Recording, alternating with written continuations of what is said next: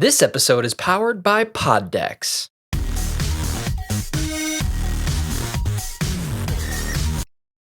All right, everyone. Good afternoon. Welcome to another episode of MCVC. Things are going to be a little different today. Right off the bat, just going to be me today. Mike's got some other stuff going on, so figured I'd take this opportunity to explore some kind of a topic of my own, just with the sports world, more specifically the NFL today. Um, and just kind of give my take on it. I know Mike has some knowledge of sports and stuff, but I figure this would be, like I said, an opportunity for me to dive into more of a topic that I know well myself. So basically, today I'm just kind of do a predictions episode. With the Super Bowl a couple weeks away, I'm just going to kind of briefly break down the Super Bowl, my prediction there, and then go through each team and just kind of give a prediction as far as how I think that they're going to be next year. So this is all pre-draft and stuff. So I might follow this up with another video based on how free agency and the draft goes and stuff like that. But just with the end of the season winding down, I figured this would be an opportunity to do something like this. So kind of just right off the bat, again, Super Bowl right around the corner. Uh, Buccaneers and Chiefs. Going to be a really great game.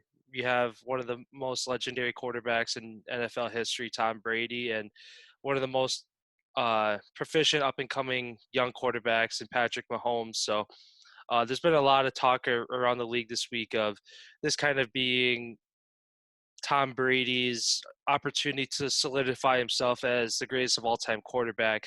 In my opinion, I feel like he's already done that, but for him to be able to dominate the AFC with the Patriots for really 2 decades, switch to a team that hasn't been to the playoffs in what has it been 10, 15 years for the Bucks. I think it's been 2002 actually.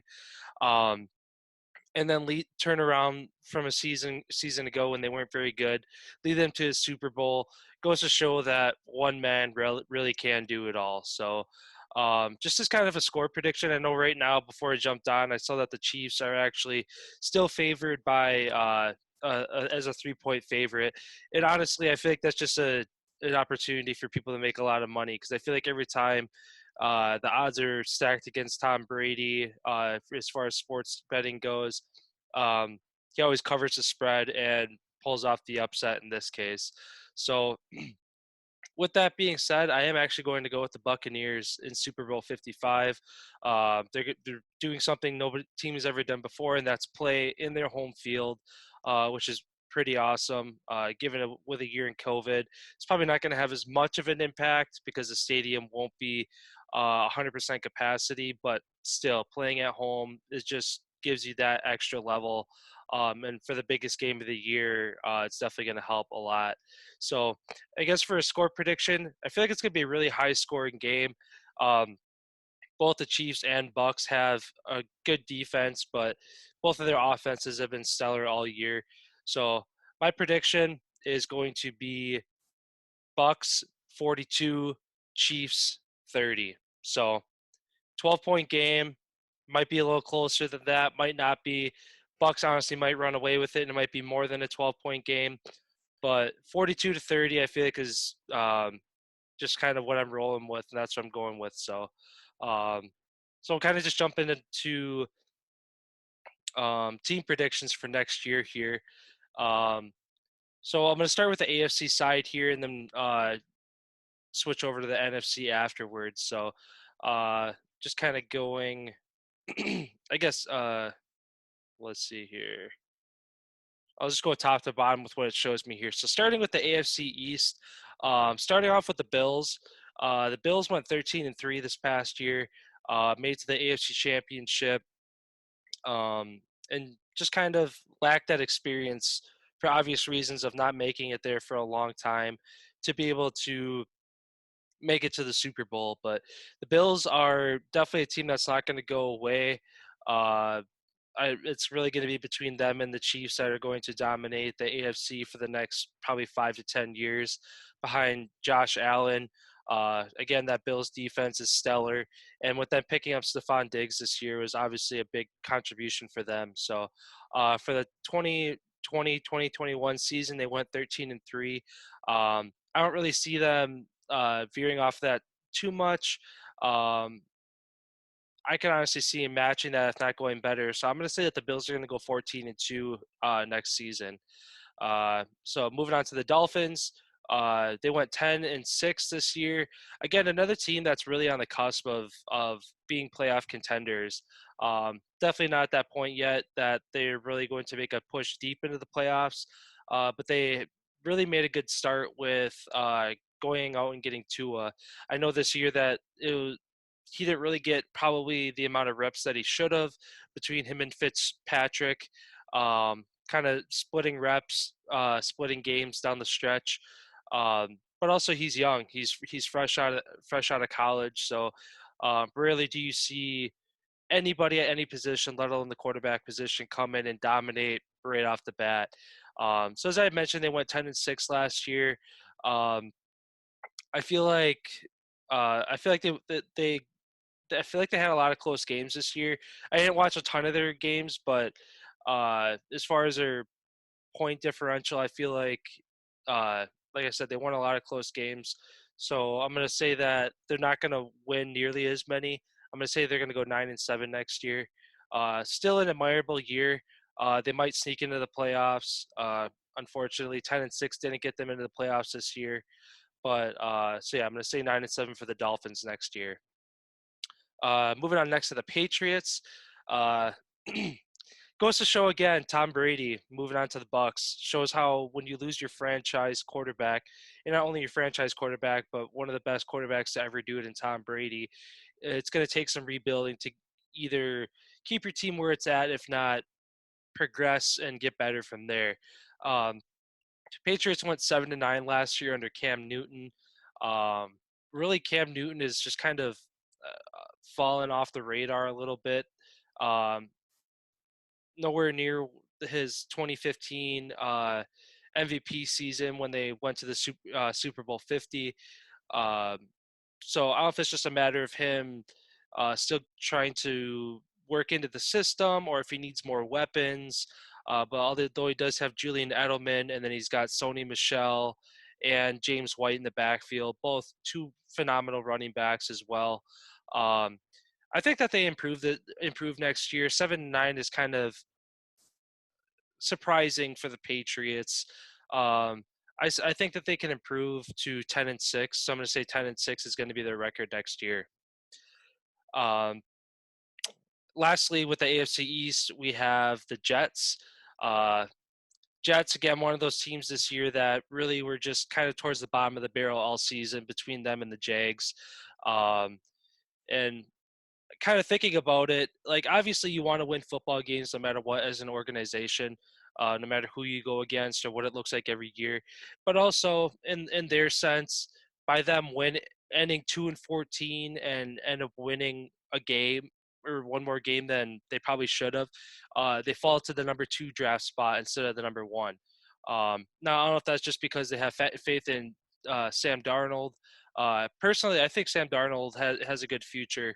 And with Salah being the new head coach that they just hired this past week, I think that's a really good addition for them to kind of have um, the right mindset moving forward. And Salah he was a defensive coordinator for San Francisco, so obviously defense wins championships. And for the Jets, let me see, looking at it here, yeah. So they given up 457 points all year, and kind of looking at it, that's one of the highest in the AFC West. Uh, Actually, that's third to the Raiders and Jags, being the only two teams who gave up more points. So obviously, when you can't put points on the board and you're giving up 30 plus points a game, it's just not going to get it done in the NFL. So locking it down on defense is really going to be the biggest step for them. So yeah, this past year they were 2-14. I don't see them improving a whole lot, although I do see that they do improve. I'm going to say that they go 5-11 for the season. I could see them winning a couple more games just because getting a new head coach in there kind of sparks guys, gets them on board. For example, being a Packers fan, kind of switching over from McCarthy to LaFleur, you get you just get that better energy from people. You get more people to kind of step up and give more effort, buy into the system, things like that. So I see the Jets improving there. So yes, 5-11 for them. So moving on to the AFC West now. Uh, started things out with the Chiefs again. Uh, pure domination the past 2 years from them, really. Winning Super Bowl 54 last year against the 49ers. Um, they really just, it almost seems like they like to play from behind. They like to give teams this false sense of security that, oh, we're going to run away with this game. And they're just like, nah, we're just feeling you guys out. And we're about to go score 3, 4 touchdowns just in this quarter and we're going to come back. So it kind of seems like this year they kept a lot more leads.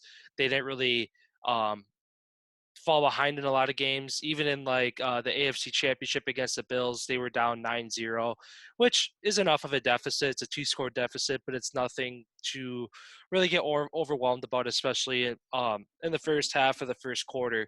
So again, I don't really see a lot happening with the Chiefs differently next year. Um, Eric Bellamy, their offensive coordinator. I know he was in the running for some head coach positions, and um, obviously an amazing offensive coordinator for what he's been able to do the past couple of years. So um, it would have been nice to see him go to a different team, but also I'm sure the Chiefs are glad to keep him because it doesn't um, force them to take somebody else from either in the organization, move them up, or pull somebody from either another team or college, either NFL or college, to try to develop a new system under a young quarterback in Patrick Mahomes. So, as far as I know as well, they don't really have a lot of issues with cap space. I could be wrong on that, but I know there's other teams that have an issue with that. But I don't think the Chiefs are one of them. So they're 14-2 last year. I'm going to say that they match that again. They're going to go 14-2 again in 2021. Um, obviously, they're going to probably lose a close game to um, maybe the Bills, maybe from the NFC side, maybe the Bucks. It really depends on their matchups for their schedule next year. They'll probably lose a close one with another really good team, and then their other loss, either from an again same matchup with another good team, or they're going to lock up the one seed again and maybe rest their starters and end up losing in Week 17. So again, same record last year going into next year. Uh, next in the AFC West is the Raiders. Raiders finished at 8-8 this year, and it's actually crazy how they kind of beginning of the year, really the first half, they look like a really good team. In fact, they, if I remember correctly, they handed the Chiefs one of their losses. Let me take a look here. Yeah, they did. That would have been week. What is that? Or 5. Week 5, October 11th, 40-32. So the Raiders handed the Chiefs one of their losses this year. Um, again, high scoring back and forth game, so it wasn't like the Raiders ran away with it. But to hand the reigning Super Bowl champions and maybe back-to-back Super Bowl champions come a couple weeks, one of their losses for the year goes to show that you're close to giving them a run for their money in the West. Another record again, 8-8. Excuse me, nothing to write home about, and they really fell apart in the second half of the year. Let me kind of look here. I know they started off strong, so they started off. Looking at it at week 8, they were 2-3. So they would have been 5-3 halfway through the season, which isn't great, but finishing or they should have finished 10-6 if not better at that point. So to finish 8-8 is kind of a um, obviously a downfall. You start the year 5-3, you end the year 3-5. So obviously something fell apart for them there. Derek Carr is I I I wouldn't say a terrible quarterback. I put him in the average category. Um, they don't have a whole lot going on with their offense aside from Josh Jacobs at running back. I think he has the potential to uh, be a top five running back someday. I know I think he's in his second year now, so not a whole lot going on with that team. They haven't really made a whole lot of changes. I know John Gruden came back a couple years ago. They recently switched to Las Vegas, so it could just be a matter of the change in culture, moving cities across the U.S. Although it's a business, so can't really, I guess, have too many excuses when it comes to that. But so yeah, they finished the year 8-8. I think they should do better next year. I'm going to say they go 10-6, which is probably what they should have finished at this year. So I'm going to say the Raiders go 10-6 next year, and they don't maybe throw away as many games as they did this year. Uh, Moving on to the Chargers. Chargers finishing at 7-9 is kind of surprising. Um, not, or I guess not too surprising, but kind of just looking at Justin Herbert. Um, I think he wins Rookie of the Year. No doubt, he really just throughout the year broke records upon records upon records of all these rookie records for passing touchdowns, yards, completion percentage, things like that. The Chargers have a really bright future. I know Philip Rivers just left there. He went to the Colts, and then he actually retired this year. Um, so again, to have Justin Herbert come in there as kind of a not much of a household name coming into the league, I'm sure he was kind of lower on the totem pole of the conversation for Rookie of the Year, and he came on and proved a lot of people wrong. Um, kind of looking at it, their point differential. So it looks like the defense kind of may have dropped the ball for them this year a little bit, giving up 426 points. Again, not it's not absolutely terrible, but given that the Jets gave up 457, 426 is not that far off of that. That's really one, maybe two games difference of um, the of scoring difference. So um, it looks like maybe the Chargers need to pick up some more defensive firepower. I know they got Bosa. I want to say they still have Mel Ingram or Mark Ingram. Mel Ingram. Like, his last name's Ingram. I know that.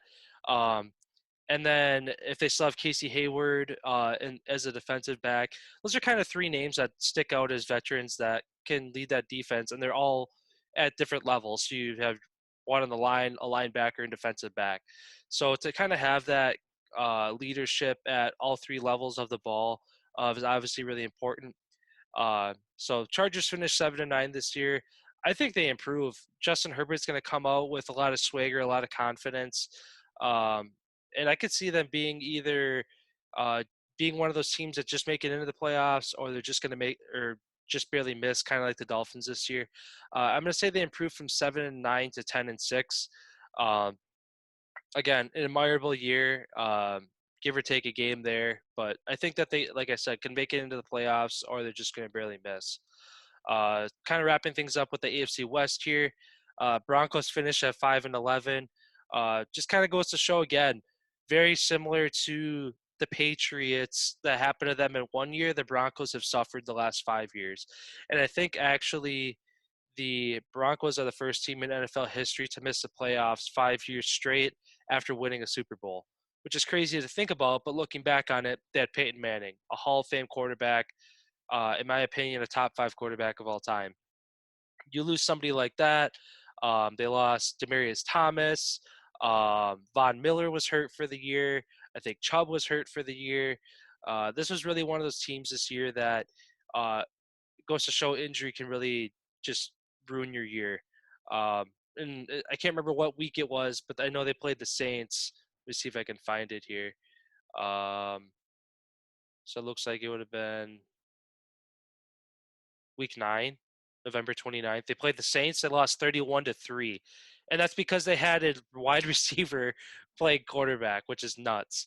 All four of their quarterback uh, roster spots 1 through 4 were out with COVID or due to COVID protocol.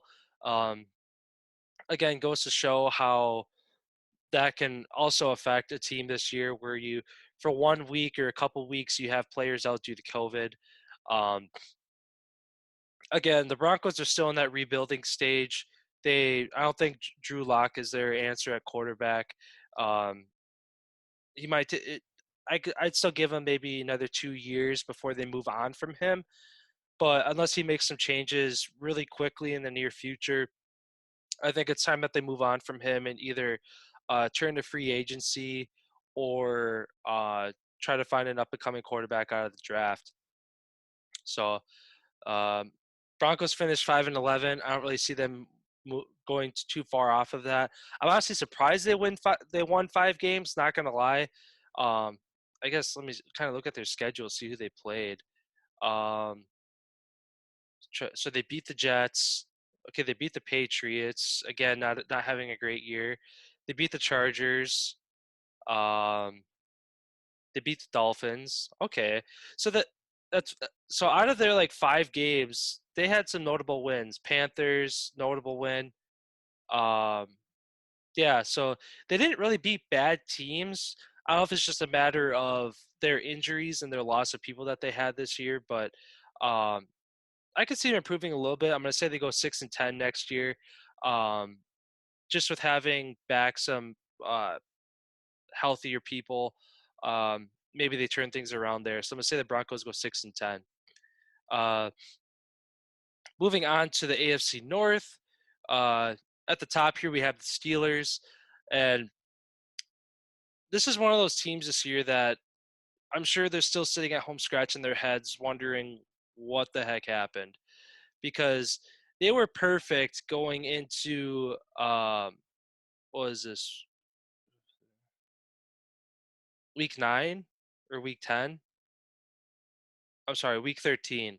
So they were 12-0 going into uh that game, and then they go on to lose 3 of their last 4 games. Is that right? Yeah, so they're 12-0, go on to lose to the Washington football team. Again, one of the worst teams in the NFL this year. Well, I shouldn't say worst. They made it to the playoffs, but when you're 7-9 in a very bad division, that can happen. And then they go on to lose to the Bills, the Bengals, and then they squeak one out against the Colts in Week 17, and then lose to the Browns in back-to-back weeks. I'm sorry, that was Week 16. In Week 17, and then the wild card, they lose back-to-back weeks against the Browns. So, um, the Steelers, they look really good as far as giving the Chiefs a run for their money. And it looked like it was going to be Steelers Chiefs AFC Championship. And whatever happened down the stretch, that they just fell apart. Um, I know Big Ben's kind of getting older to the point that it seems like he burns out more towards the end of the seasons. And I think just earlier today I saw that he announced that he wants to come back next year. Um, I mean, he obviously a Hall of Fame quarterback, but he's his level isn't obviously what it used to be. And whether that means to have more offensive weapons, whether that's getting a better running back than Connor, um, I don't know if that's the answer. Their defense has been stellar all year. They only gave up 312 points defensively. Every game that I watched of theirs this year, or any highlights, it seemed like they were getting at least one turnover defensively every single game. Um, so their defense obviously isn't the problem. It just seems like their offense needs to pick things up. Again, a young receiving core. Juju Smith-Schuster is the oldest guy in there, and he's my age. I think he's 24 years old. So when you have your oldest guy in your receiving core is 24 years old, I just feel like you need somebody with a little bit more experience, and maybe he does mature a little bit more over this off season and goes to work and comes out and takes leadership of that offense along with Big Ben. Um, I don't really see a whole lot for them changing next year, especially with Big Ben coming back. If Big Ben left, I would definitely say that they would take a decline if they were unable to find someone in free agency who could pick up where Ben left off. They finished the year 12-4.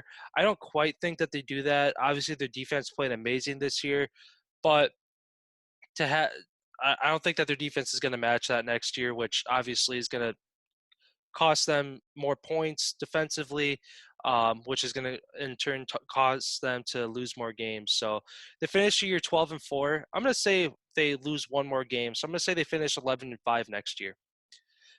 Moving on to the Ravens, AFC North. They finished 11-5 this year. Again, another team that made it to the wild card round. They ended up losing to the Titans. Really bright future for the Ravens. Obviously, a stellar defense that has really carried their team for the last really decade. Since Ray Lewis has came into the league for them, their defense has been their conversation piece for, again, the last 1 or 2 decades. So really, and looking at their offense as well, they have a lot of weapons. Ingram just left. J.K. Dobbins is probably going to step into that number one role, and he's an amazing running back out of Ohio State. So I don't see that being an issue for him to pick up that number one role and be effective with it. Again, Lamar Jackson, um, kind of the epitome of what the NFL is turning into nowadays with quarterbacks coming out of college. Rarely do you see your 6'7", 220, 230-pound, big body quarterback who's just an absolute gunslinger, stands in the pocket, kind of like a Big Ben. Um, it's turning more to a lot of your smaller quarterbacks like Russell Wilson, Baker Mayfield, Kyler Murray, Lamar Jackson again. Um, which is fine. The NFL is adapting that way, and all these smaller guys can sling the ball too. It's just that I don't know if it's a height issue or if it's just an arm issue. But the Ravens were one of the worst passing teams in the NFL this past year. So if they can find a way to draw up better plays and schemes for Lamar Jackson to be able to pass the ball more, so that he's not always running. Maybe it's a reading issue. Maybe he just has to give it 1 to 2 seconds longer to read the play so that he can get the ball out. He could just be looking at his first read, seeing it's not there, and taking off running. Obviously, I'm not in that organization and don't know, but that could be something that's going on there. But again, really bright future for the Ravens at 11-5 this year. I can see them improving off of that. I'm going to say they go 12-4 next year under Jim Harbaugh. Moving on to the Browns here. Browns, big conversation piece this year, finishing at 11-5 after only being a couple years removed from being a 1-15 and a 0-16 team. Uh, Really amazing way that this organization turned things around, and to make it to the divisional round against the Chiefs, and had an opportunity at the end of the game to get the ball back to potentially win the game. Obviously, it helped in that game that Patrick Mahomes went down, kind of turned the favor back towards the Browns to kind of get things going and take that game over. But at the same time, backups get paid millions of dollars as well because they need to be ready at any moment to come in, put the team on their back, and do what needs to get done. So, um, obviously, good to see Mahomes came back from that, and he's going to be playing in the Super Bowl. But yeah, really big future for the Browns. Um, Due to their lack of success over the last like 10 years, they've had a lot of high round draft picks, a lot of really good talent come in there. Myles Garrett, obviously, on the defense. They their defense looks like it's getting better and better every year, and obviously with their offense, they just add more firepower every year. They got Jarvis Landry, OBJ, who got hurt earlier in the year. He'll be back and ready to go next year. So you have really two top 10 wideouts on one team together. Um, their tight end. I'm trying to think of their tight end's name. Um, do do do. The Joku. Yep, the Joku. That's who I was thinking of. David Njoku, really good tight end. I could see him doing adding firepower to that team as well. And Nick Chubb, another running back who, as he matures and gets better and better, he's going to be a top 5 running back, if not already in the conversation of being a top 5 running back. So the Browns really have a bright future ahead of them. It was awesome to see them get into the playoffs for the first time uh, in over a decade, really almost 2 decades. And then on top of that, get their first playoff win since the 90s. So that was awesome to see. They finished 11-5 this year. Given that they're in the AFC North with the Steelers and the Ravens, um, I see them. I see it being hard for them to continue that. Again, I don't know what their schedule looks like for next year, but given that you have to play the Steelers and the Ravens both twice a year, um, and they, excuse me, they won 11-5 this year. I'm going to say they match that. I don't see them really getting any better than that. I don't see them falling apart and going down. So this is my first prediction for teams this year that are kind of stay where they're at, and that's not a bad thing for them either. 11-5, make it to the divisional round is obviously good for the Browns, but yeah, I'm gonna say they finish 11-5 next year, just like they did this year. Finishing up with the AFC North, we're going to the Bengals, who finished 4-11. Um, one of those teams that are slowly starting to build back up. Uh, they went on and got Joe Burrow. Um, Again, a young quarterback who's just still working into his system. Um, whether he's the answer or not, 2 or 3 more years, time will tell. Uh, and obviously, again, one of those teams that have kind of been towards the bottom of the league for a while, so they've been able to go out with their higher draft picks and be able to kind of build their team on both sides of the ball. Um, for the Bengals case, I think it's more of a coaching and just like manager side of things, how the team is being managed. Um, Again, any team in the NFL that has firepower, uh, young studs in the league, and they go 4-11-1, it kind of makes you wonder. It's like, okay, where's things going wrong here? So obviously, all these young guys like Joe Burrow, they got Higgins um, as a wide receiver as well, um, going into their sophomore years. So uh, that maturity level is obviously going to pay off for them, and I see them definitely improving. Again, being in the AFC North for the Bengals is not going to be an easy task. With the Steelers and the Ravens kind of dominating that, the Browns threw their name in the hat this year. They're going to be toe to toe with the Ravens and the Steelers. The Bengals don't really have enough going for them right now to be able to jump up to that top spot in the NFC North. Though I do see them improving. They went 4-11-1 this year. I'm going to say they go 6-10 next year. Um, Obviously not a playoff team yet, but year by year, so long as they get better, they'll get there eventually. So finishing up with the AFC, we're going to the AFC South here. Kicking things off with the Titans. Titans, again, another amazing team this year. Sucks that things got cut short for them in the divisional round against the Ravens. Um, Pre-playoffs, I actually had predicted them to go to the AFC Championship um, against the Chiefs. Uh, so how things worked out for them over the year, again, it's always good to get to the playoffs, but everybody always wants to go to the Super Bowl, and the Titans are definitely not a team that's far off from that. With Tannehill, really, the Titans organization turned that guy's career around on a dime. Uh, his time in Miami wasn't great. He was kind of looking like he was on his last legs, going to the Titans, where he would, if he wasn't able to produce, he was just gonna uh, ride the bench and be a number two behind somebody for the rest of his career, unless he got an opportunity elsewhere. But great to see him turn that organization around behind Derrick Henry as well. Um, amazing year for him, over 2,000 yards. Um, which has only been which hasn't been done a whole lot by really any running back.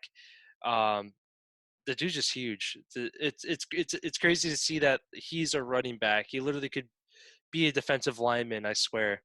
But again, Titans defense looks good as well. Um, between the offense and the defense, I would definitely say the Titans defense is the one that needs more improvement. The Titans offense has AJ Brown and Corey Davis. Um, at wideout, and then you got Tannehill and Henry. Not really a lot you got to change on offense. Um, Obviously, I said it a little bit earlier. Defense wins championships. So whatever they got to do to add on to that defense to um, give up less points so that their offense keep them in the game. That's what's going to make the difference for them. They won 11-5 this year. I could see them doing better than that, especially in the AFC South, where the Colts just lost Philip Rivers. So whether they go with Jacoby Brissett or they look to write up free agency and see what they can get there. Texans, who I'll get to them in a little bit, but that's a dumpster fire. And then the Jags, who have a lot going for them too, but not enough to make a difference. So I could see the Titans dominating the AFC South for at least the next 3 to 5 years. Um, they won 11-5 this year. I'm going to say they go 13-3 next year. Um, and I'm going to say that they make it to the AFC Championship next year as well. Um, whether that's against the Bills or the Chiefs, wherever that's going to look like. But I think the Titans are going to be one of the teams to be reckoned with, kind of like they were this year. But they're going to find that whatever it takes to get to that next level. So I'm going to say they go 13-3. Uh, Moving on to the Colts. Briefly mentioned before about Philip Rivers retiring. Again, another amazing quarterback. Never got himself a ring, but um, one of the more enjoyable guys to watch. He's just kind of a comedic guy in the field, always cracking jokes. He's just kind of that dad on the field, which is good. He's just had that leadership role for ever since he's been in Indianapolis for his year, and then his entire career over in I was gonna say San Diego. Well, part of it's San Diego, but then Los Angeles with the Chargers as well. Uh, Colts defense, uh, another amazing defense. For the entire AFC South, they gave up the least amount of points, 362 points. The next closest was the Titans at 439. So big differential there as far as how their defense stepped up for them this year. Uh, I don't think Jacoby Brissett is the answer at quarterback for them. Jacoby Brissett has had multiple opportunities and chances with that organization. He's a good football player. I'm not going to take anything away from him there, but I don't see him being the answer for the Colts. So whether in the draft, I don't know where they fall in the draft right now. Probably not in a good enough position to draft a well-known quarterback coming out of college, given how decent they finished this year, unless they were to trade up. So whether they stick with Jacoby Brissett or go out in free agency or the draft to find their next franchise quarterback, um, that'll be kind of a developing story. That's really going to be their missing piece to that offense. Again, Jonathan Taylor, Naheem Hines, two really good running backs. You got T.Y. Hilton, um, Nelson on the line, kind of being that get growing into that veteran role of leading that offensive line. So the Colts again are going to be one of those teams to be reckoned with this coming year. I'm going to say they drop though, just because they're losing Philip Rivers. They lost Andrew Luck. They haven't really been the same ever since Andrew Luck, just because they haven't been able to find the right I guess quarterback to fill in that missing piece. So I'm gonna say they drop one more game next year. They go from 11-5 to 10-6 next year. Moving on to the Texans, that dumpster fire that I had mentioned. They went 4-12 this year, and honestly, that that doesn't surprise me. And for their sake, I feel like they should have did worse. Um, the ongoing story between the Texans and Deshaun Watson, where Deshaun Watson wanting out just because with the mistreatment of him in that organization. Deshaun Watson is the leader of that team. And when that organization goes on and makes decisions without his input, or just even including him in the conversation whatsoever, you're gonna lose his faith in that organization, and his faith to want to show up and perform well for your team. Um, so it'll be interesting to see how that plays out this year. Uh, by sources and like on ESPN and stuff like that, apparently over half of the NFL teams have reached out to the Texans about trying to get Deshaun Watson, which isn't surprising. Again, he's a young, amazing quarterback, very similar to, again, your Baker Mayfield, Kyler Murray, kind of one of your smaller quarterbacks. But I'd say he's more developed than that because he can throw the ball a little better. He doesn't rely so much on his feet, although he is more mobile of a quarterback than some of your older guys like Aaron Rodgers, Tom Brady, things like that. He's kind of that perfect mesh point of not too small of a quarterback, but not too big of a quarterback. So wherever Deshaun lands, that team is wherever he goes, the team is going to really either turn things around if they're struggling, or if it's a team that did well that manages to get him and just had the quarterback leave, or the cards fall right for them. Um, that's going to go. It's going to be great for them. But as far as the Texans go, again, I don't see them doing. I see them doing worse. I see them getting the number one or the number two pick next year. Um, JJ Watt, I think, is next guy in line to ask out. Uh, Still crazy too, thinking about Hopkins, how he literally got traded out of there for David Johnson, who's not even an admirable running back. He's not terrible, but nowhere near in the conversation to be trading him for D Hop. So whatever it is there's got to be bad blood in that organization, where there's some executives that are just at each other's throats, that they're just not getting along, or decisions aren't being made properly, or whatever that might be. And then they go out and get a really old head coach. I think he's like 62 years old. Um, he was the quarterbacks coach, I believe, from the Ravens, who were the worst passing team this past year. And you bring him in, who's going to try to work with arguably one of the best up and coming quarterbacks in the NFL, and Deshaun Watson. That just doesn't make a whole lot of sense. It looks like they're trying to rebuild that team, where they just bring in a old guy temporarily, um, so they don't have to pay him a whole lot. They're basically going to take the next couple of years, and whatever quarterback is going to be stellar coming out of college, maybe they try to rebuild with him.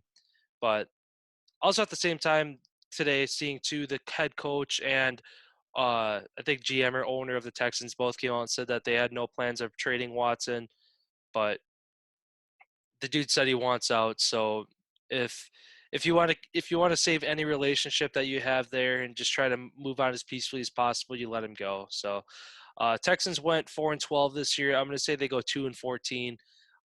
If they win two games this year, good for them. But I see them being the number one or the number two pick next year. And then lastly, we have the Jaguars for the AFC South. Uh, Jags finished 1-15.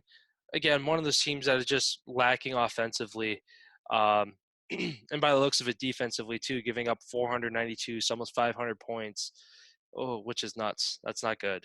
And then only having 306 points offensively, so which is crazy because they're only a couple of years removed from being in the AFC Championship against the Patriots. So whatever happened there, Doug Marone, I think he's actually gone now. He was their head coach, but whatever he came in and did for 1 or 2 years to kind of get him back on track, they just kind of fell apart again.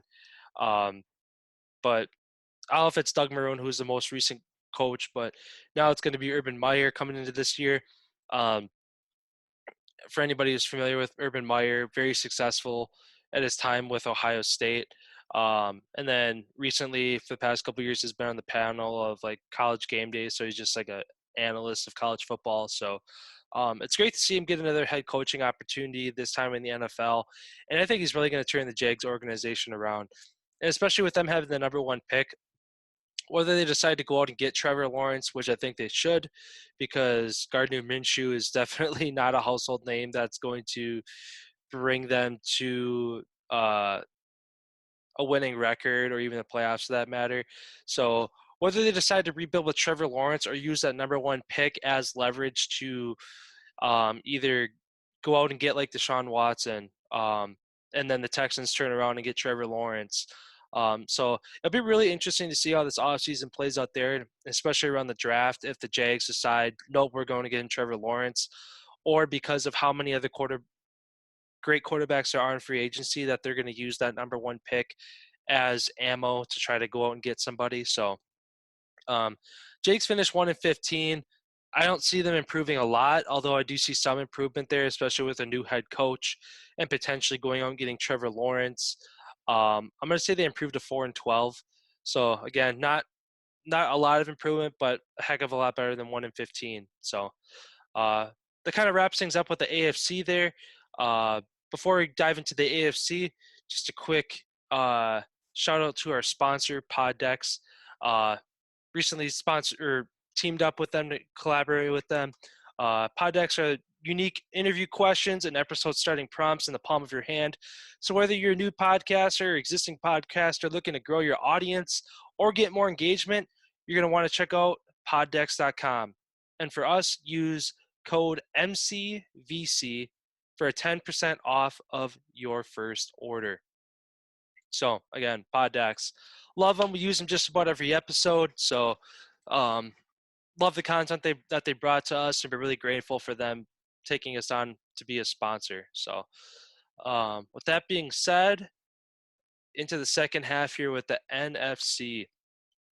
Take a quick drink. Uh, at the end of this as well, obviously these are all personal predictions, and I don't have 16 monitors of stats of every team, and I did hours of research and homework on all of these teams. Um, I watch enough NFL games and know enough about each team to be able to just kind of look at them, gain a general census of where they're at and where they're going, whether that's an upward trend or a downward trend, and that's about it. So um, don't take these predictions from me as, oh, I think I know everything, because I obviously don't. Um, I'm just a fan of the game. Um, Obviously, the Packers being my favorite team, I pay attention to them the most. So they'll probably be the team I dive into the most once I get to them.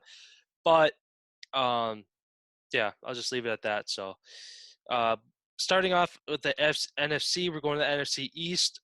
Kicking things off, obviously one of the worst, if not the worst, divisions this year. Really, the past couple years in the entire NFL is the NFC East. Starting at the top with the Washington football team, they ended up finishing 7-9. They lost in the wild card round to the Bucks, which wasn't a huge surprise. The game was actually closer than I thought it would be. Washington hung in longer than I thought, but that it isn't entirely surprising just because of the the upward trend of that team and where they're starting to kind of get to. Um, Obviously, being a 7-9 team making the playoffs is uh, not very common that happens. So hopefully they take that one game that they got to play in the playoffs as this year as that little bit of experience for their young guys to come back hungrier. Um, Chase Young and Montez Sweat, both being stellar guys on the line, uh, kind of being the focal point of their defense. And then offensively, they definitely need a rebuild, whether that's they decide to hang on with Alex Smith, and um, now that he'll have a whole off season to heal even more from his leg injury. He might have been healed as it is, but given how gruesome and crazy that leg injury was for him, I'm sure um, having another what would be 8 months at this point to kind of rest and train and get back into it, he'll come back even better yet. Um, which, by the way, that guy better win comeback player of the year. The fact that he even took one snap this year, he deserves comeback player of the year. So, um, Washington finishing at 7-9. I could see them improving off of that. I'm going to say that they flip and go 9-7. Whether they win the AFC East or not, I have no idea. Just because looking at the records underneath that, it's not a whole lot of differential. Um, so yeah, I'm going to say that the Washington football team, which it'd be cool if they pick a team name too. I know there's been kind of rumors that it might be the Sentinels. Um, uh, there's just some like sources, whatever, behind closed doors that leaked out a little bit, but it never got confirmed. So I guess the trending thing for them this offseason will be what team name they decide to go with. So yeah, 9-7 for Washington. So moving on to the Giants, they finished 6-10 this year. Um, one game behind Washington. Uh, they needed who do they need? I think the Eagles to beat Washington in Week 17, and they would have ended up in at 6-10, which is crazy. Um, but yeah, the Giants are kind of in that rebuilding phase as well. Yet it sucks that they lost Saquon earlier in the year, who top 3 running back in the league. So he's kind of their court. he's like their quarterback role of the offense. Daniel Jones isn't he's too young and too, I guess, he still makes a lot of mistakes that a young quarterback makes to have that leadership role. So with Saquon missing in that lineup, it's really important that they get him back next year.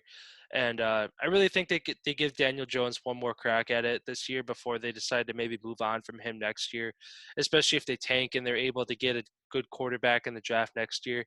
Um, Again, I see potential in him in Daniel Jones, but unless he makes big changes and matures a lot over this offseason and just kind of implements new things into his game, I don't see the Giants changing a whole lot. Um, their offense is definitely their focal point as opposed to their defense. Their defense doesn't really have a lot going for them. They recently got Blake Martinez from Green Bay, who ended up leading I think the entire NFL in tackles, which I mean isn't isn't anything to write home about, um, but yeah, their defense definitely seems like it needs work. Their offense um, needs less work, but they have more pieces there. Again, with Daniel Jones, Saquon Barkley, they got Evan Ingram, Shepard. So they got one guy at each level to kind of hold the fort down there. Um, so yeah, so the Giants finished 6-10. I'm gonna say that they improved to 8-8. Um, so they end up one game behind Washington. Uh, so yeah, I'm gonna say the Giants improved to 8-8. Moving on to the Cowboys, another kind of dumpster fire this year that really they just kind of fell apart after Dak Prescott went out. Um, they got CeeDee Lamb out of the draft. Great. Um, he's gonna be a top 5 receiver someday in the NFL as he matures more. They got Zeke Elliott, who he's been great years ago, but he seemed I don't know what if it was just a lack of effort this past year and the year before, or what it is, or if it's there's coaching things going on. But he just doesn't seem like the same running back that he used to be. Um, and maybe as he realizes the year went on that this year was kind of a lost cause, maybe he just didn't um, put it all the effort in that he should have. But the Cowboys are one of those teams again that have a lot of firepower. They got some veterans on their defense. They got some veterans on their offense. Prescott coming back if he's going to be ready to go week one, and if he could stay healthy, I could see Mike McCarthy turning that team around. He Mike McCarthy kind of got thrown into a year for the Cowboys that again was a dumpster fire for them, and for them to go out and get 6 wins is kind of admirable, losing your franchise quarterback and having Zeke not have a great year and just the whole year the way it went for the Cowboys. Um, I'm not a big fan of the Cowboys, but I had a little bit of sympathy for them this year in that case. So they went 6-10 this year. I'm gonna say that they improve. I'm gonna say that they go 10-6. Now that's kind of a big jump, I guess, from 6-10. But looking at it again, if Zeke can come back, fix what he's doing, if they can get a full year out of Dak and he comes back healthy, CeeDee Lamb's going to be better. That defense is going to be better. I can see the Cowboys winning the NFC East at 10-6 and making it into the playoffs this coming year. So finishing up with the East at the Eagles at 4-11, 4-11-1. Another one of those teams that just kind of fell apart this year. Um, it's great to see them decide to put Jalen Hurts at the head of that team offensively.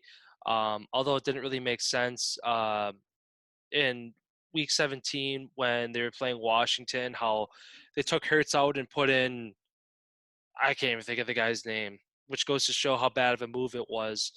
But I guess other sources confirmed on the team that they knew that they were going to give that guy reps. But I don't know. At the same time, the Eagles kind of screwed over the Giants there by not trying to beat Washington in that game.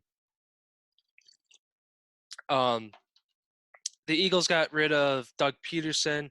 Um, I'm honestly trying to think of who they even picked up, if I'm being quite honest.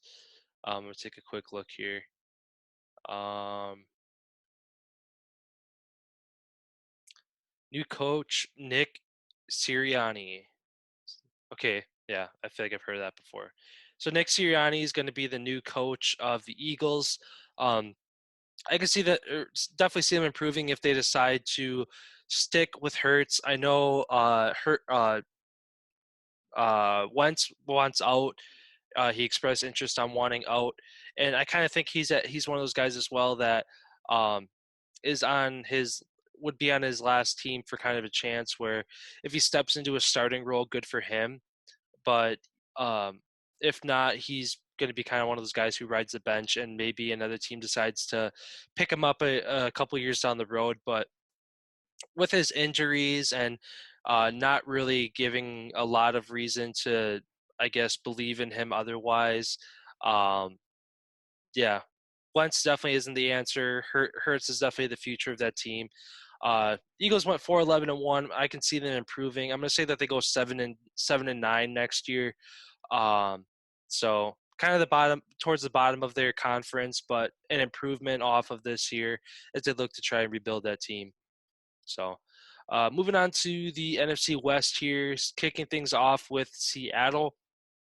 Seattle finished 12-4, and honestly, 12-4 is good, but they should have done way better. They probably should have finished 13-3 or 14-2. Quite honestly, um, for whatever reason, Russ just kind of fell apart.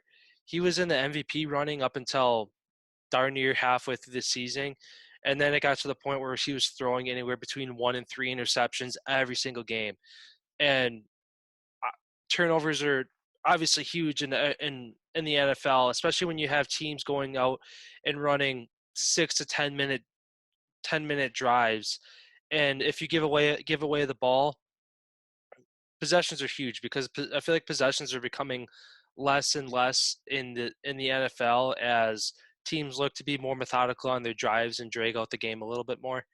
Um, so yeah, Seattle finished at 12-4. Again, they kind of been at the top of the NFC West for a while between them and the 49ers. The Rams kind of throw their name in the hat every once in a while. I know they went to the Super Bowl a couple of years back, but they've just been kind of hanging out on the fence ever since. But um, yeah, I could see the Seahawks improving next year for sure. If Russ can put together a full year without giving up the ball as much as he did, if they can figure out the running back situation, I know that was kind of a big issue for them this year with Rashad Penny and Chris Carson being out a lot. I can't even think of who the third guy was, honestly, um, but yeah, if they can keep a healthy running back, and then DK Metcalf, he's only going to get better as he gets excuse me, more mature. And then that Seattle defense is probably the one spot that needs to improve, as weird as that is to say, because of the Seattle defense kind of being that focal point for the last so many years, but also the team, the guys that were holding that defense together either retired or gone. So Bobby Wagner and KJ Wright, I think, are really the only two guys left on that defense that are still a part of that Legion of Boom era. So if they can add some more guys on the back end, I think their pass defense definitely needs some help. But I definitely see the Seahawks winning the NFC West again. I'm gonna say that they improved to 13-3. They're gonna win one more game than they did this year, and they're probably gonna win the West. Uh, moving on to the Rams, we have the Rams finished 10-6 this year. Admirable year for them, especially with Goff going down towards the end of the season. That can kind of throw a season sideways, especially when you're on the cusp of the playoffs. Um, Rams ended up losing to the Packers in the divisional round, but were able to take down the Seahawks in the wild card round. So I think that was a big step for them. Although I don't see them dethroning the Seahawks in the NFC West yet. Um, Jared Goff, again, I'd say he's an above average quarterback, but I don't think he's the answer for the Rams. I don't ever see the Rams winning a Super Bowl under Jared Goff. Uh, or under, I can't even think of what the backup's name was, who ended up playing towards the end of the year for them. So I think for them to go out this free agency and maybe pick up a different guy to either light a fire under Jared Goff or just come in and take Jared Goff's position completely over. That's really the missing piece to the Rams. They have the number one defense. Obviously, they got Jalen Ramsey in the back end. Um, they got Aaron Donald, who is a beast and probably going to win Defensive Player of the Year again this year on the line. And just, they got a lot of pieces throughout the entire defense. Um, Offensively, with Cooper Kupp kind of being their number one guy and Robert Woods as well. Tyler Higbee is kind of one of those quiet uh, but very productive tight ends for them. And then Cam Akers at running back, not a household name, but I feel like he's going to be better next year if he manages to hold on to that number one spot for running back. So really the biggest thing for the Rams is deciding whether they want to move forward with Jared Goff or not. If they can find a way to put him into better schemes that are going to get better production out of him, or if they need to move on with him. Uh, Rams went 10-6 this year. I don't see them moving off of that. I'm going to say they go 10-6 next year as well. Uh, Next in the AFC West, we have the Cardinals. Cardinals finished 8-8, which is a little surprising, um, given how good that they were at the beginning of the year. I think they started the year like 3-0 or 4-0, and it was kind of looking like they were going to be the force to be reckoned with come the end of the year. I'm actually going to take a look at that. Yeah, They started the year. Oh, they started 2-0, and then they lost the next two. Okay, never mind. But anyway, first two games of the year they looked good. They so they started the year 2-0, which obviously isn't nothing to write home about, but winning your first two games of the year is obviously starting off on the right foot. And then they go out and lose to the Lions and the Panthers, who aren't very great teams. So seems like early on in the year that they just kind of fell apart a little bit. But yeah, the Cardinals obviously have a lot of good things going for them with Kyler Murray. I definitely think that he is going to be the guy who's going to carry that offense um, to a playoff run, maybe even a Super Bowl run in coming years. For them to go out and get D Hop for literally a bag of rice was huge for them as well. Um, uh, their defense is probably the end that kind of needs to step things up a little bit. I know they got Patrick Peterson, who's kind of that leader on the defense, but it seems like the offense is kind of a high flying offense that um, fast tempo with Kyler Murray there, and again with Hopkins being, in my opinion, probably the best receiver in the league, along with Devontae Adams. Um, so it's surprising to see them finish at 8-8. I'm going to say that they improve. I'm going to say that they're going to tie the Rams at 10-6 this year.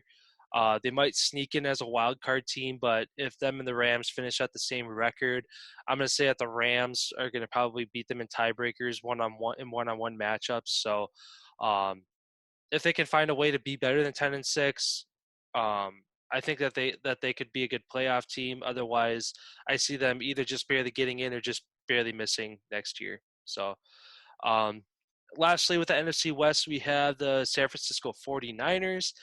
They finished 6-10. Not very surprising this year, kind of given how injuries just were all over their team this year on both sides of the ball.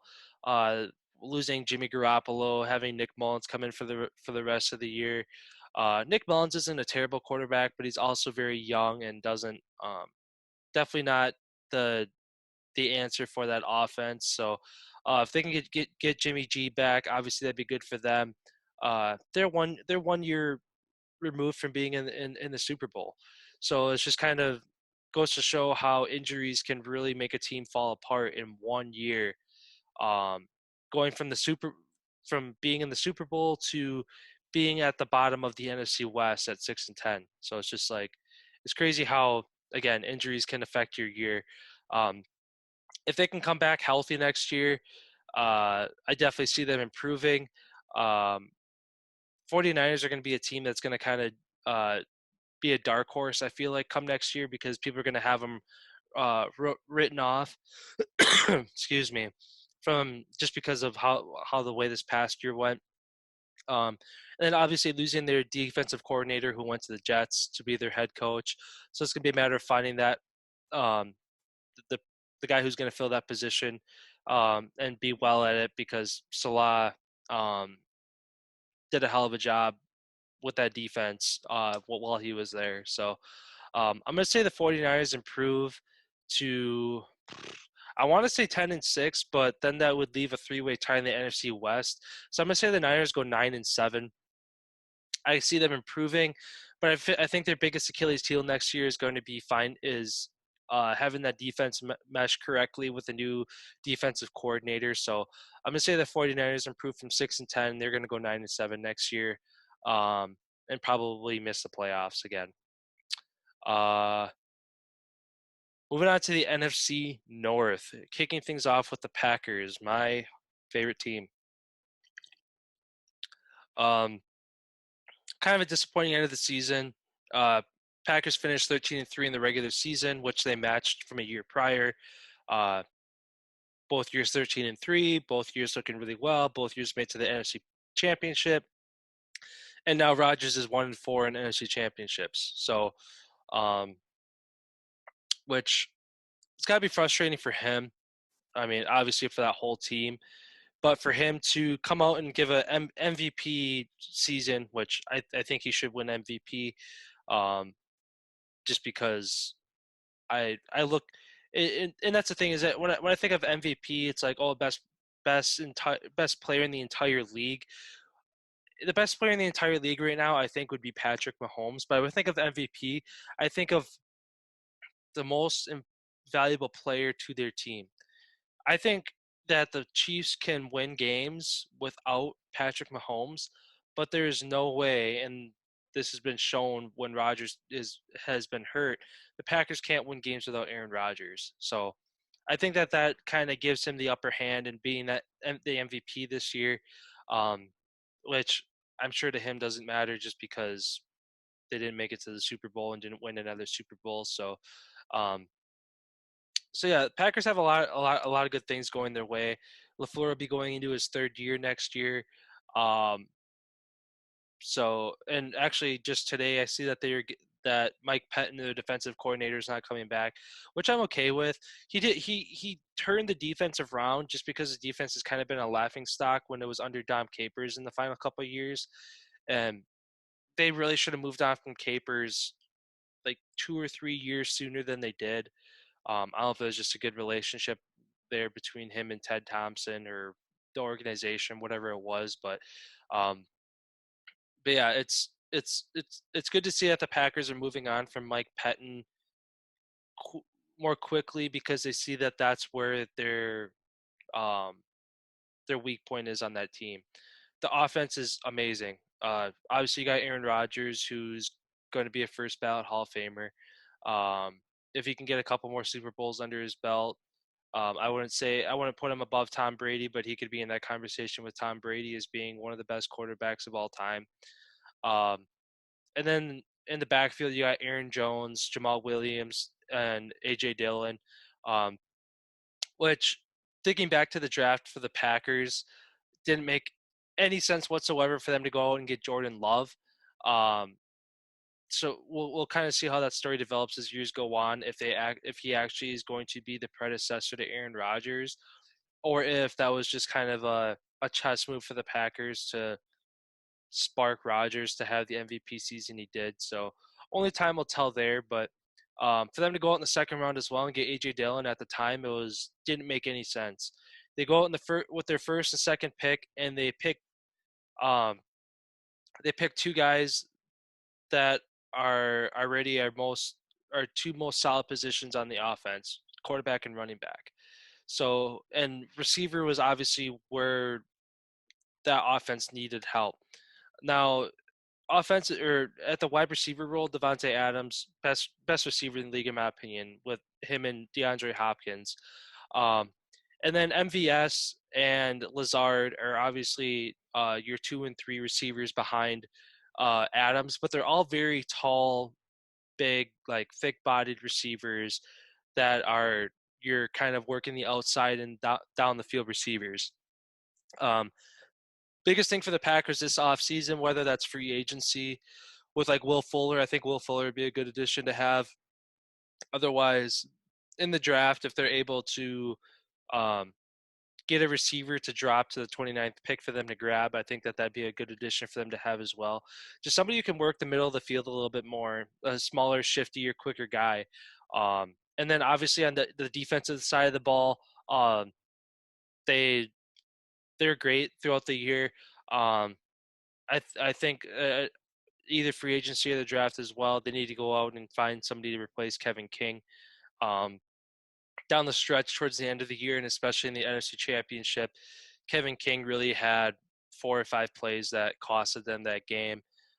Whether it was the touchdown to Scotty Miller right before halftime, um, even the touchdown, the first touchdown to Mike Evans, he was in coverage on that, and then the uh, the last penalty as well, the defensive pass interference penalty, how he got burned on that play and had to pull jersey to try to make a play on the ball. Which again, that's kind of a controversial play as well, just because the refs were letting pass interference go the entire game. They're just kind of letting the guys play it out. They weren't throwing really any flags for anything. So it was kind of frustrating to see them throw that towards the end of the game. Although I would agree that that was probably the the most noticeable pass interference play of the game, but I won't go too much into that. Um, so yeah, whoever the Packers decide to have as their next defensive coordinator is obviously going to be huge. A lot of firepower on that defense. So hopefully, whoever comes in can pick up kind of where Patton left off and make it even better. Um, and Packers again, I could see them coming back next year and making another deep playoff run. They went 13-3 this year. Kind of looking at their schedule next year, I want to say um, they play the Saints, they play Baltimore, they play. Um, Let me actually see if it'll pull up. Um, I'm actually just gonna look it up quick. Packers 2021 schedule. Okay, so yeah, they're going to be playing the Browns, which will be a good game. The Rams, which will be a good game. Steelers, a good game. Seahawks, a good game. And then they play at the Cardinals, good game. 49ers, that could be a good game if they're healthy. Saints, again, another good game. And the Ravens, good game. So I could see them losing more games this year, not because they're a worse team, but just because they have a harder schedule. Um, so the Packers went 13-3 this year. I'm going to say they go 12-4 next year, and still keep that number one spot in the NFC North, and hopefully make another deep playoff run. So moving on next to the NFC North, we have the Bears. Bears finished 8-8. Um, the Bears early in the season, I want to say they were five. Were they 5-1 to begin the year? Three. Yeah, they were 5-1 after week 6. They're actually in front of the Packers for a week in the standings, and it looked like they were going to be the team to be reckoned with, and just like they had everything going right for them. And then they decided to make some changes at quarterback. So they took Trubisky out, they put Nick Foles in, and then Nick Foles didn't really do any better. In fact, I think they did worse under Nick Foles. And then at the end of the year, they put Trubisky back in, and he managed to squeak him into the playoffs at 8-8, where they ended up losing to the Saints. Um, Again, the Bears have always had a good defense. So it's obviously their offense that needs some work there. Whether that whether Trubisky is the answer for them, I know one of the popular destinations for Deshaun Watson to end up landing is the Bears, because the Bears passed on, which is crazy to believe that the Bears passed on Deshaun Watson and uh, Patrick Mahomes and took Trubisky over those two. So I could see this offseason the Bears going on and kind of getting their second chance at Deshaun Watson to bring him into Chicago, which I think Deshaun Watson would be a good fit there. So, which would, again, kind of throw them back into the conversation of being closer to the top of the NFC North, though I don't see them dethroning the Packers just in 1 year turning around. Um, so yeah, again, that offense is the only spot that needs um, help. More specifically, who's under center. So Bears finish 8-8. I'm gonna say that they improve to 10-6 next year. I can see them making the playoffs again as a wild card, and obviously as it shakes out from there, depending on who they play, they might make a run. So moving on to the Vikings here, the Vikings finished 7-9. Um, Kind of a lackluster year. Justin Jefferson had an amazing year. Went out and broke some rookie records at receiver, and um, so that guy's got a bright future. Obviously, Delvin Cook as well. Delvin Cook, who's had some issues with injuries over his first couple years in the league. So if they can get a full healthy year out of Delvin Cook, um, Justin Jefferson comes out with a better year two than year one, they'll be sitting in a really good spot. And again, the Vikings defense admirable with um, uh, Xavier Rhodes and Harrison in the back end, and then you got Daniil Hunter on the line. Um, so really both sides of the ball have a lot going for them. Um, Very similar to the Bears. I think the one spot that they needed to improve on would be at quarterback. Kirk Cousins isn't really the answer for that team. Uh, I feel like Kirk Cousins is already on his decline. He had really one good year. His first year with the Vikings was probably his best year that he had. And then since then, the last couple of years or the last year or two has just been kind of a gradual decline. So I see the Vikings kind of sticking it out with Kirk Cousins one more year, and then maybe come end of next year, they decide to go into free agency or the draft and try to pick somebody to take over for Kirk Cousins. And in that case, Vikings could be one of those teams that uh, quickly moves their way up to the top of the NFC North and just the NFC in general. Um, Vikings are a scary team. Like I said, that really only the missing piece they have is finding somebody better than Kirk Cousins. So um, they finished 7-9 this year. I'm going to say that they finished 9-7. So I could see them improving a little bit just because if they can get a full healthy year out of Delvin Cook, Justin Jefferson balls out again, and if Kirk Cousins can play a little bit better, I see them doing a little bit better. But at 9-7, I they're probably going to miss the playoffs by one game, but or they might just barely sneak in the way things play out. But I'm going to say they go 9-7. Uh, Detroit Lions finished 5-11 on the year. Uh, Not a whole lot to say about the Lions as they kind of been in the same boat for really the past couple decades. Um, Ever since Calvin Johnson left, they haven't really been the same team. Matt Stafford has really been the glue holding that team together. And I think I saw a statistic earlier today that he's had um, 31 fourth quarter comebacks since coming into the league. So, which is crazy because if you put somebody in there besides him who has half of that amount of comebacks, they're an even worse team than they are. And they've kind of been a laughing stock for really quite a few years. Um, and they just went out and got a new head coach and Dan Campbell, who's actually a tight end for them years back. So um, I feel like getting a new head coach on any team is a good way to spark that team to kind of get them on board and to kind of just rejuvenate them. Um, Whether they hang on to Matthew Stafford, I know that that's kind of along with him and Deshaun Watson are kind of seem like the two biggest quarterback names in free agency this year. Um, so if Matt Stafford stays, I can see that team improving a little bit. If he leaves, they're probably going to go into rebuild mode, which is fine. That happens. Um, they'll be kind of in the same boat as like the Texans and stuff like that in that case. Um, so Lions went 5-11. If uh, if they keep, I'm going to give two predictions for the Lions just because it could be drastically different. If the Lions keep Stafford, I'm going to say they go 7-9. If they lose Stafford, I'm going to say they fall to 4-12 next year. So yeah. So finishing up here, NFC South. At the top, we have the Saints. Saints finished 12-4. Made it to the divisional round, lost to the Bucks. Again, another amazing year for them. Um, Drew Brees, amazing career. Uh, Looks like he's going to hang up his hat on his career, even though he hasn't officially announced it yet. Um, he's able to go out and get one Super Bowl, which is great, and he's obviously going to go down as one of the greatest quarterbacks of all time, just being up there for pass yards and touchdowns. Um, Saints kind of they what and what's crazy too for them is they went 12-4 without Michael Thomas. Michael Thomas was out for the majority of the year with an injury.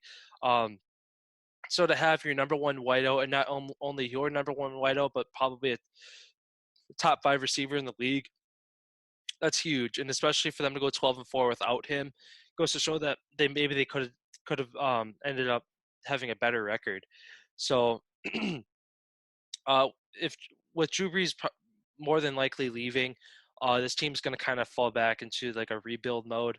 I'm not going to say that they're going to fall to the bottom of the barrel, kind of like a Lions or Texans kind of thing.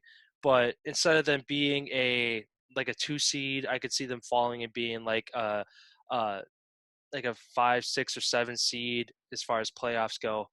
Um, so I'm gonna say that the Saints are gonna drop to 10-6 next year, just as they try to figure out who's gonna be their predecessor to Drew Brees.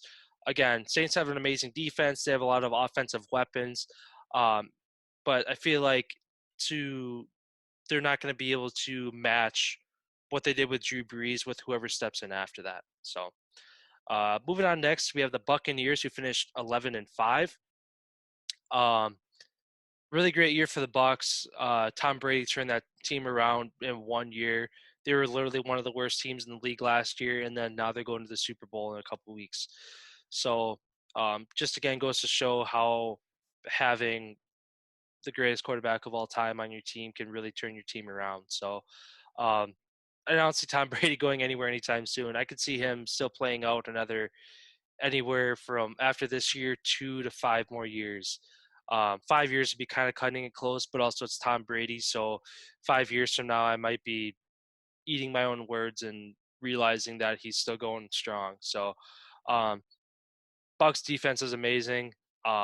Devin White and trying to think of the other guy. They have two linebackers who are phenomenal. Do Devin White and okay, Jason Pierre-Paul. But I'm thinking of a different one. Levante David. Yeah, so Levante David and Devin White are really the kind of the core of that defense. They have some amazing D-backs as well.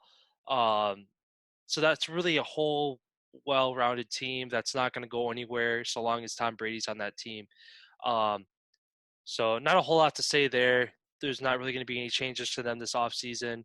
Um, they went 11-5 this year. I'm actually going to say that they improved. They're going to go 12-4 and probably win the AFC South instead of being second to the Saints. Um, Next, we got the Panthers. Panthers finished at 5-11. Again, kind of like the 49ers, a team that had some injuries, most importantly to Christian McCaffrey, who was out the majority of the year. Came back towards the end of the year and then had a shoulder injury that put him out again. So if McCaffrey can come back next year, obviously that team will have more of an upward trend to them. Uh, but for them, it's a matter of finding who their quarterback's going to be. Teddy Bridgewater is an admirable quarterback. Um, Probably not the answer for that team long term, but their defense is probably the side of the ball that needs some more work. Just because I honestly can't think of anybody on that defense that's notable. Um, and looking at it, they gave up over 400 points as a defense this year. So um, the offense doesn't. Both sides of the ball need work. The defense needs more work. They went 5-11 this year. If they can get McCaffrey back and healthy for a full year, I'm going to say they improve. They're going to go 7-9 next year. And then lastly, we have to wrap this up here. We have the Falcons who finished 4-12 this year. Um, Falcons haven't been the same since losing to Tom Brady in the Super Bowl. Um, and honestly, there haven't been a lot of changes to that team. Uh, aside from the head coach, is Dan. I think Dan Quinn is still the head coach. Anyway, I'm not going to dig too much into it. But anyway, there haven't been a whole lot of changes to that team. I know Julio's been kind of hurt this year, which is fine, um, because there's other people who could have stepped up on that offense. Um, I was gonna say Hooper used to be on there. Who's their tight end now? Is it Hurst, Caden Hurst or something? Do do do. Oh, I clicked on the Panthers. No wonder why. I was gonna say none of those names look familiar whatsoever. Um,